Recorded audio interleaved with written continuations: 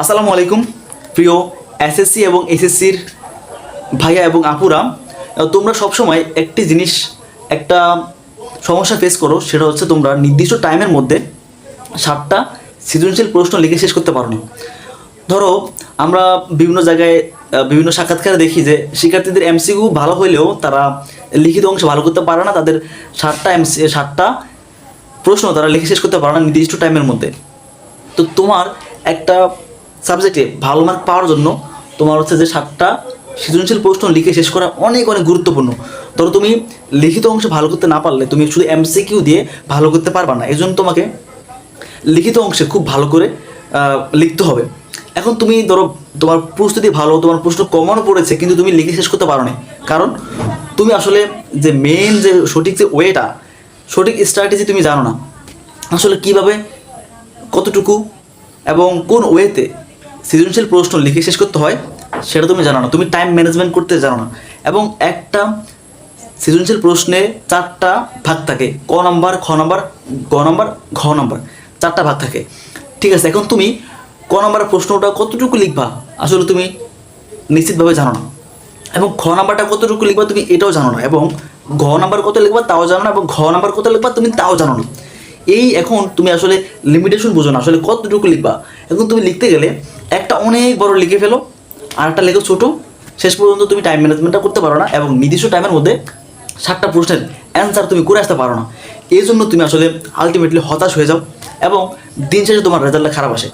তো এই জন্য তোমাকে 7টা প্রশ্নের অ্যান্সার নির্দিষ্ট টাইমের মধ্যে তোমাকে দিয়ে আসতে হবে। এবং তুমি কীভাবে দিবা, 7টা প্রশ্ন নির্দিষ্ট টাইমের মধ্যে কীভাবে লিখবা, এটা নিয়ে ভাইয়া আগামীকালে তোমাদের জন্য একটি ভিডিও নিয়ে আসবো। আমি বিশ্বাস করি ইনশাল্লাহ তুমি ভাইয়ের প্রতি আস্থা রাখো এবং আল্লাহ তাআলার উপর ভরসা রাখো। ইনশাল্লাহ আমি আগামীকালকে তোমাদেরকে একদম প্র্যাকটিক্যালি দেখাবো যে আসলে কীভাবে তোমরা নির্দিষ্ট টাইমের মধ্যে 7টা সৃজনশীল প্রশ্নের উত্তর দিয়ে আসতে পারবা এবং তুমি ভালো মার্ক পাবা, এবং তুমি কীভাবে সঠিকভাবে তুমি আসলে সৃজনশীল প্রশ্ন লিখবা, এবং এটা তোমাকে আমি দেখাবো, একদম হাতে কলমে দেখাই দিব। এবং আমি বিশ্বাস করি ইনশাল্লাহ আগামীকালকে তোমাকে সেই ক্লাসটা দেখার পরে, তুমি সেই ক্লাসটা করার পরে তোমার যত ভুল ছিল এই লেখা নিয়ে সব ভুল ইনশাল্লাহ ভেঙে যাবে। এবং আমি তোমাকে গ্যারান্টি দিচ্ছি তুমি এরপর থেকে 7টা প্রশ্নের অ্যান্সার তুমি দিয়ে আসতে পারবা এবং তুমি ভালো মার্ক পাবা।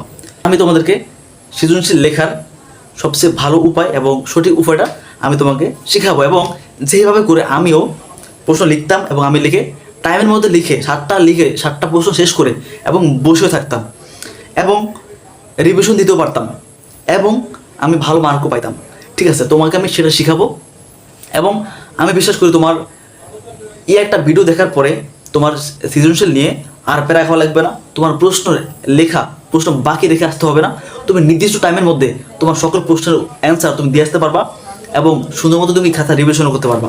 মানে A to Z তুমি 100 মার্কের ফুল অ্যান্সার করে আসতে পারবা, তোমার কোনো লেখা বাকি থাকবে না ইনশাল্লাহ। তো সেই ক্লাসটার জন্য তোমরা একটু অপেক্ষা করো, ইনশাল্লাহ আগামীকাল তোমাদের সেই ক্লাসটা আসবে। তো সবাই ভাইয়ের সাথে থাকো, ভাইয়ের সাথে যুক্ত থাকো ইনশাল্লাহ। আমি এখন থেকে তোমাদের যত সমস্যা আছে সেই সমস্যাগুলোর বাস্তবমুখী সমস্যার সমাধানগুলো আমি দিব, এবং তোমাদের জন্য ভাইয়া নিয়মিত ক্লাস নিয়ে আসবো ইনশাল্লাহ। তোমরা ভাইয়ের সাথে যুক্ত থাকো এবং যুক্ত থাকার অনুরোধ রইল। আসসালামু আলাইকুম।